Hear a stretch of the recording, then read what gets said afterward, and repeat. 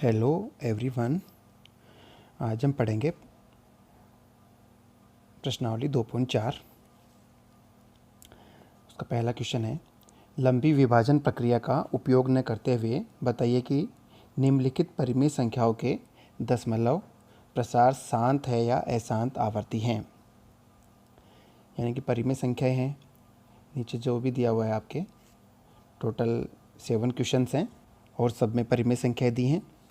इनमें हमें बताना है कि इनके जो दशमलव प्रसार आएंगे वो शांत हैं या अशांत आवर्ती हैं। अब आपको पता होना चाहिए कि शांत और अशांत आवर्ती क्या होता है। उसके लिए पहले मैं आपको बता देता हूँ। शांत दशमलव, जैसे कोई भी दशमलव है 1.23, तो ये 23 के बाद में ख़त्म हो गया है दशमलव। ऐसे दशमलव को शांत दशमलव कहते हैं और ये एक परिमेय संख्या होता है। मान लीजिए 2 का भाग हम दे रहे हैं 13 में, तो 2 का भाग 6 बार जाएगा 12, एक शेषफल बच जाएगा यहाँ पे और 0 उतारेंगे, यहाँ पर पॉइंट लगाएंगे और फिर 5 यहाँ पर ये कट जाएगा। तो ये 6.5 है, वो एक शांत दशमलव है और ये एक परिमेय संख्या होता है। इसके बाद में है शांत दशमलव को अंग्रेजी में टर्मिनेटिंग डेसिमल कहते हैं। इसके बाद में है अशांत दशमलव।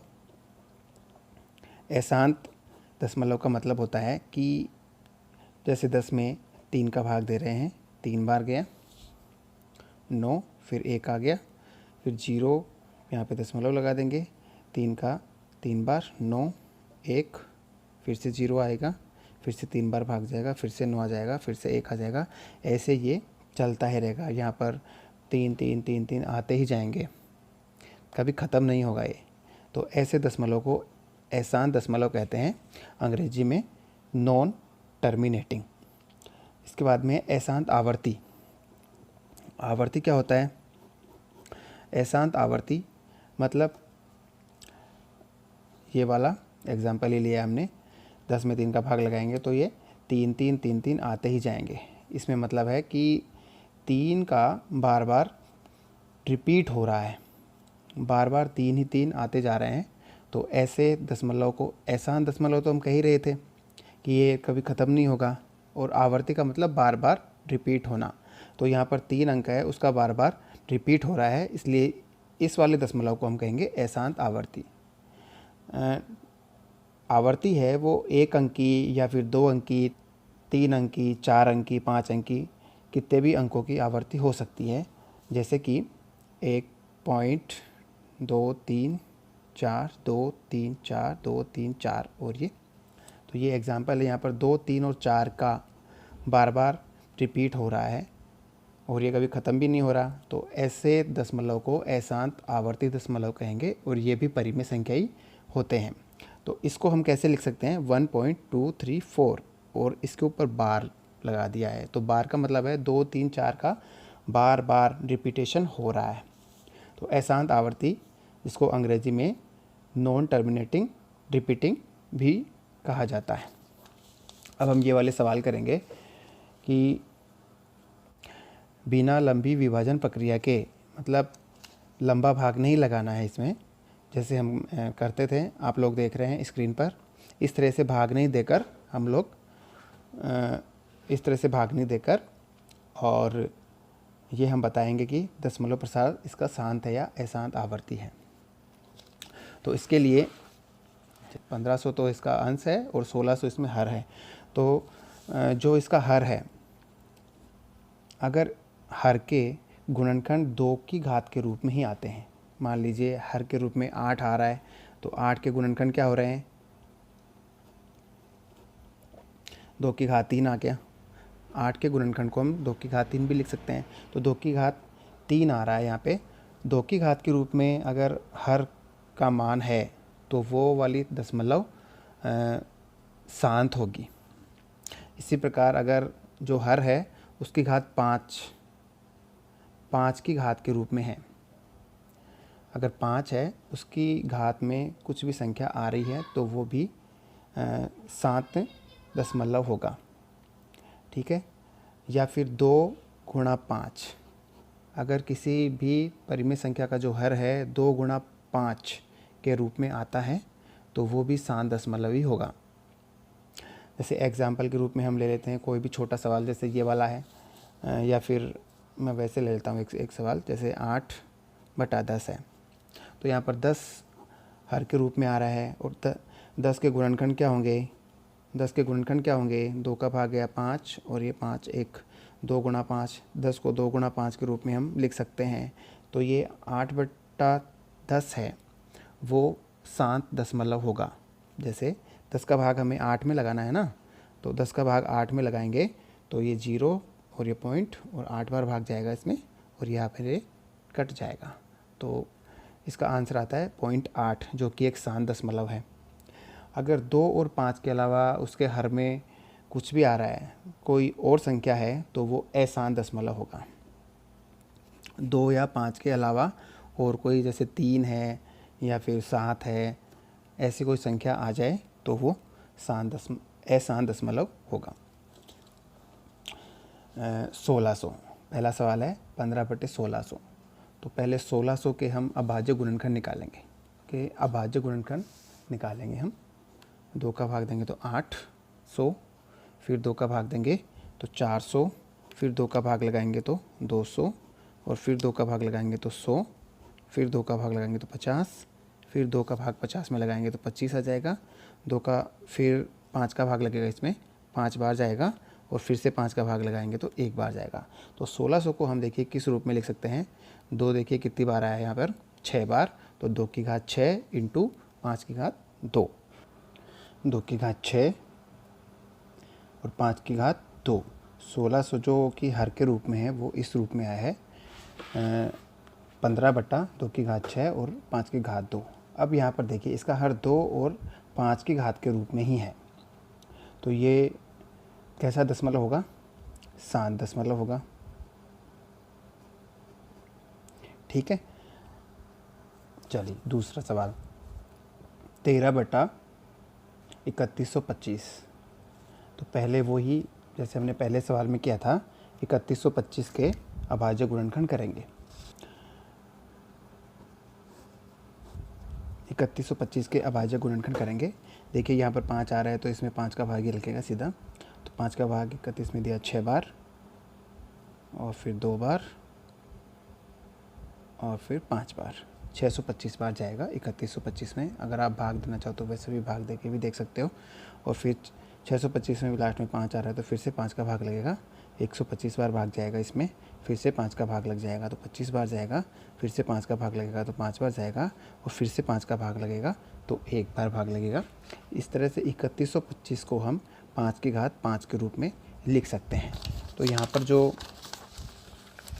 सेकंड क्वेश्चन जो बनेगा वो ऐसे बनेगा, 13/5 की घात 5। यहाँ पर 5 की घात 5 के रूप में आ रहा है ये, तो ये कैसा दशमलव हो गया, 7 दशमलव। ओके, अब थर्ड क्वेश्चन देखिए, 23/2 की घात 3 इंटू 5 की घात 2। यहाँ पर पहले से ही 2 और 5 के रूप में ही लिखा हुआ है ये, तो ये 7 दशमलव हो जाएगा। Question number 4, 17/6। अब 6 को हम कैसे लिख सकते हैं, 6 को हम लिख सकते हैं 2 इंटू 3 के रूप में। तो यहाँ पर 2 तो आ रहा है लेकिन 5 नहीं आ रहा, तो ये 7 दशमलव नहीं होएगा। 3 आ रहा है तो ये होगा अशांत और आवर्ती।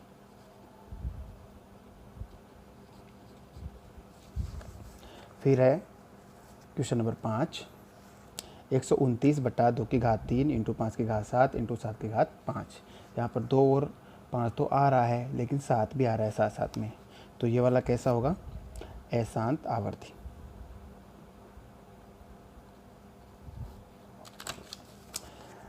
अब है 35/50। 50 को देख लीजिए किस रूप में लिख सकते हैं हम लोग। 50 के हम गुणनखंड करेंगे तो 2 की घात 2 इंटू 5 की घात 2 के रूप में इसको लिख सकते हैं। 35/2 गुणा 5 की घात 2। तो यहाँ पर 2 और 5 के रूप में ही है, तो ये 7 दशमलव हो जाएगा। लास्ट है 7/80। तो पहले 80 के गुणनखंड निकाल लेंगे। 80 के गुणनखंड निकालने पर 80 के गुणनखंड निकालेंगे तो इस रूप में आएगा ये, 2 की घात 4 और 5, 7/2 की घात 4 इंटू 5। तो ये भी शांत दशमलव हो जाएगा, क्योंकि ये भी 2 और 5 के रूप में ही लिखा जा रहा है।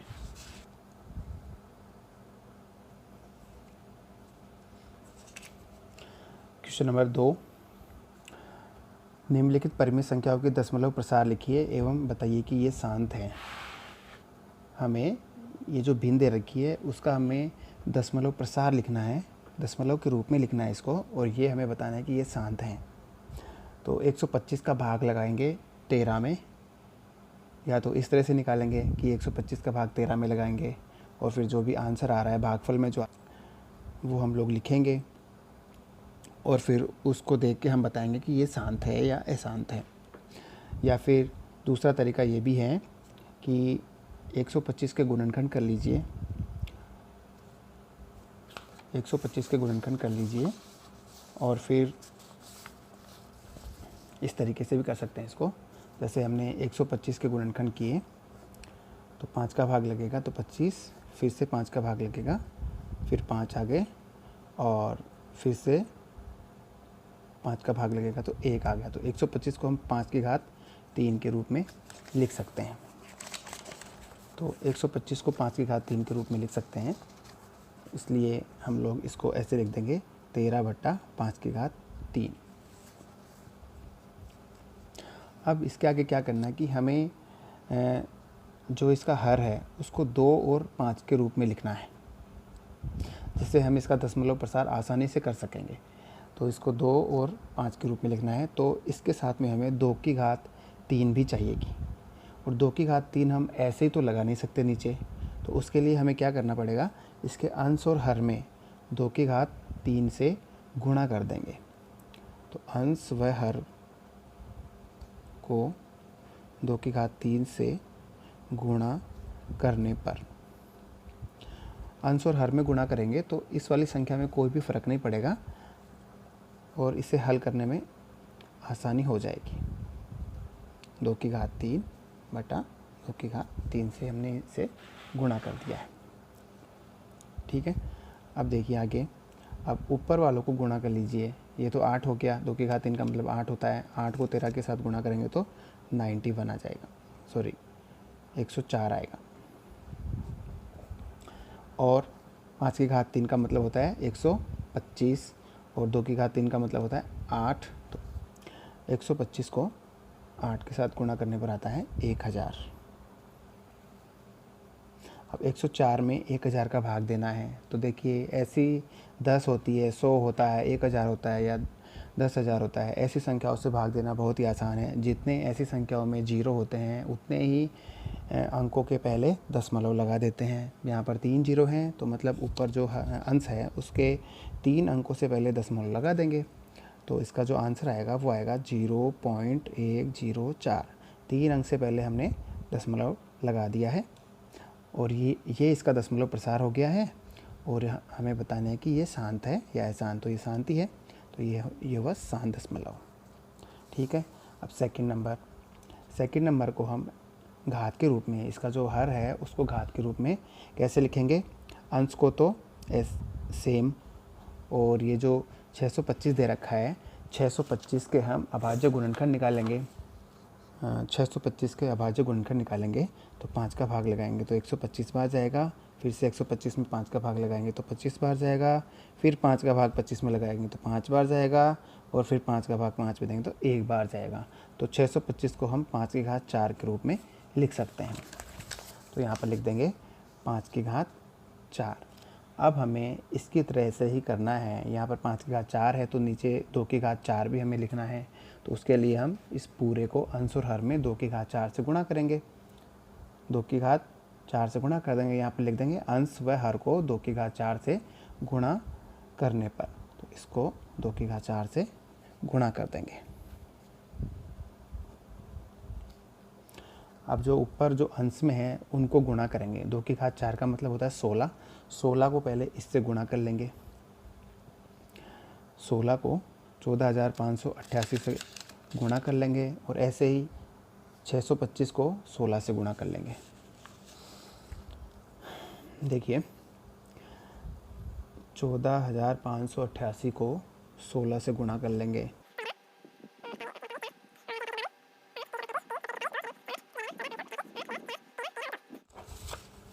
तो देखिए 14,588 को 16 से गुणा करेंगे तो आएगा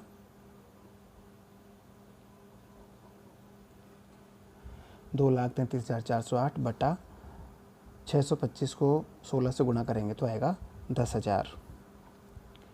अब मैंने जैसे इसमें बताया था जितने जीरो होते हैं उतने ही अंक पहले दशमलव लगा देंगे। 4 जीरो हैं तो 4 अंक पहले दशमलव लग जाएगा।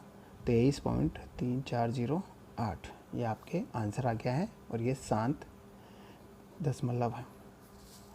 नेक्स्ट है 49/500। तो पहले 500 के टुकड़े करेंगे तो आ जाएगा 49/500 का वर्गमूल ज्ञात कर लेंगे पहले।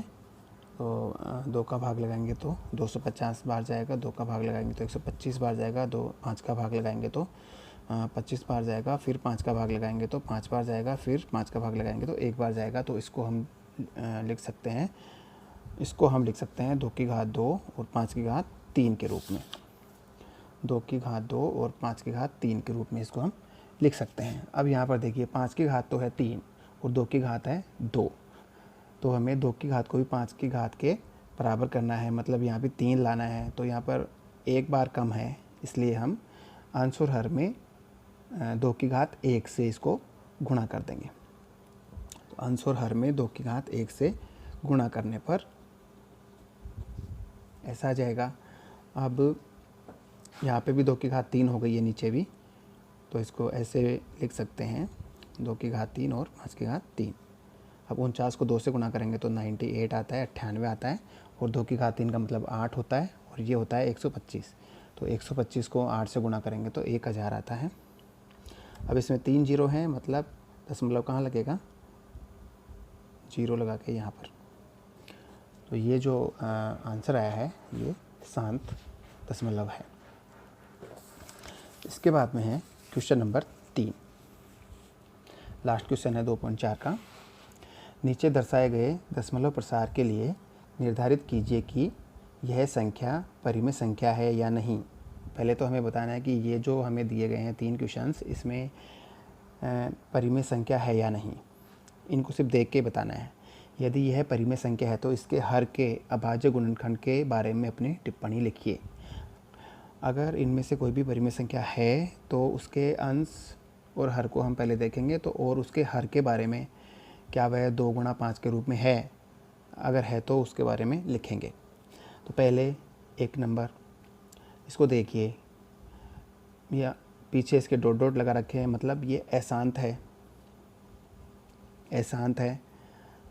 और अगर ये आवर्ती भी होगा तो ये एक परिमेय संख्या हो जाएगी। अब यहाँ पर देखिए 120, उसके बाद में 1200 आ रहा है, फिर 12,000 आ रहा है, उसके बाद में 1,20,000 आ रहा है, 1 जीरो और बढ़ेगा। तो यहाँ पर 120 का रिपीटेशन नहीं हो रहा है, यानी कि आवर्ती नहीं हो रही है, 120 की बार बार नहीं आ रहा है 120। तो ये अशांत अनावर्ती है, और अशांत अनावर्ती हमेशा अपरिमेय संख्याएं होती हैं। तो इसका हमें कुछ भी नहीं करना, फिर सिर्फ हमें देख के ही बताना है कि ये शांत है या अशांत है। और लेकिन ये हमें दिखा है कि अशांत है, अशांत अनावर्ती है, इसलिए ये एक अपरिमेय संख्या है। अगर परिमेय संख्या होती तो इसके हर के बारे में हमें लिखना पड़ता। दूसरा है 43.123456789, 9 तक है, मतलब ये यहाँ पर आकर ख़त्म हो गया है, तो ये शांत हो गया।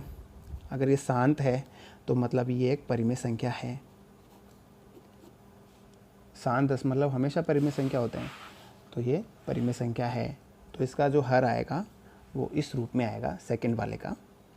सेकंड वाले का देखिए 43.123456789।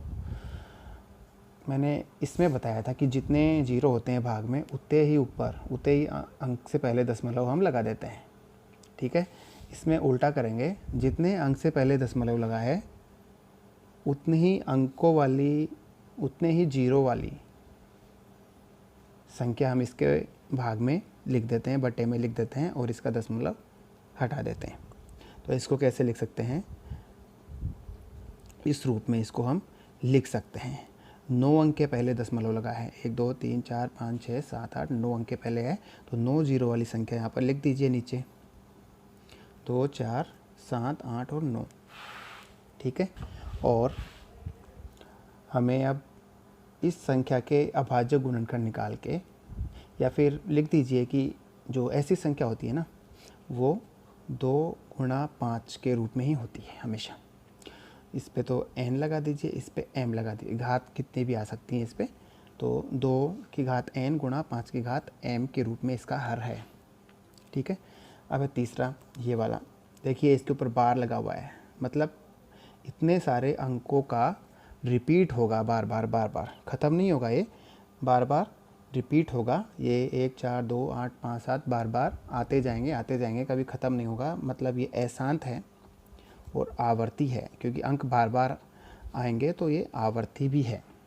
ठीक है, आवर्ती है तो मतलब इसका जो हर आएगा वो भी इसी रूप में आना है, इसी रूप में आएगा, क्योंकि ये परिमेय संख्या है, अशांत आवर्ती है, वो हमेशा परिमेय संख्या है।